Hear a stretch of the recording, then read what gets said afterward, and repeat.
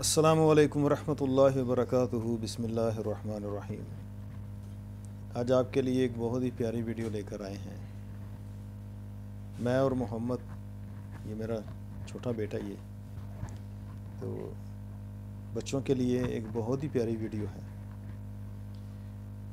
اور بچوں کی تربیت کے اوپر کہ کن ماں باپ نے اس بچی کی تربیت کی ہوگی۔ بہت ہی پیارے انداز کے اندر اس بچی کی تربیت ہوئی ہے، اور آپ دیکھیں گے، آپ اس کو جب سنیں گے تو آپ کو مزہ بھی آئے گا، آپ لطف بھی اٹھائیں گے، اور آپ اس بات کی کوشش بھی کریں گے کہ ہمارے بچے بھی ایسے ہی ہوں۔ تو آپ اس بچی کو دیکھیں، اس کی ویڈیو کو سنیں اور اس سے لطف اٹھائیں۔ اعوذ باللہ من الشیطان الرجیم، بسم اللہ الرحمن الرحیم۔ لا اقسم بهذا البلد لا اقسم بهذا البلد وانت حل بهذا البلد ايحسب ووالد وما ولد لقد خلقنا الانسان في احسن كبد ايحسب ان لن يقدر عليه احد الم نجعل ايحسب ان لا يقدر عليه احد يقول اهلكت مالا لبدا ايحسب ان لم يره احد الم نجعل له عينين وهديناه ولسانا وشفتين وهديناه النجدين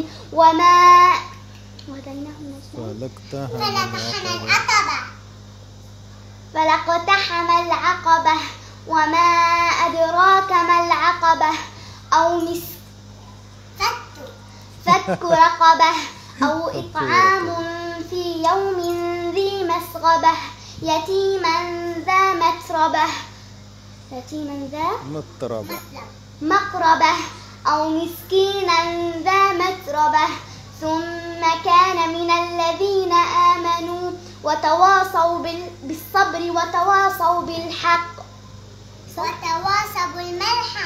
وتواصوا بالصبر وتواصوا بالمرحمة أولئك أصحاب الميمنة والذين كفروا بآياتنا هم أصحاب الميمنة هم أصحاب المشأمة عليهم نار مؤصدة۔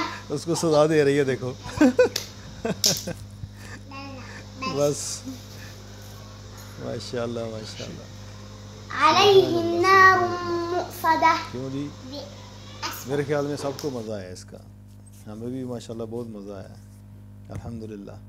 اور محمد صاحب انشاءاللہ نیت کریں گے اپنا قرآن اسی طرح جیسے یہ بچی اپنی بہن کی غلطیاں نکال رہی ہے، تو اللہ تعالی ہمارے جتنے بچے ہیں قرآن پڑھنے والے، اسی طرح خوبصورتی سے ہم قرآن کو پڑھیں، اور یہ قرآن کا حق ہے، قرآن کو اچھے انداز میں پڑھنا، خوبصورتی سے پڑھنا، اچھی آواز میں قرآن کو پڑھنا، یہ قرآن کا حق ہے۔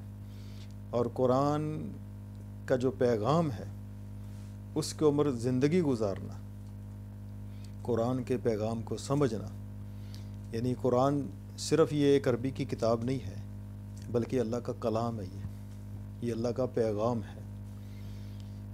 قرآن کی جو صفت ہے، یہ کتاب اللہ بھی ہے اور یہ کلام اللہ بھی ہے، اور یہ انسانیت کے لیے ایک رہنما و رہبر بھی ہے۔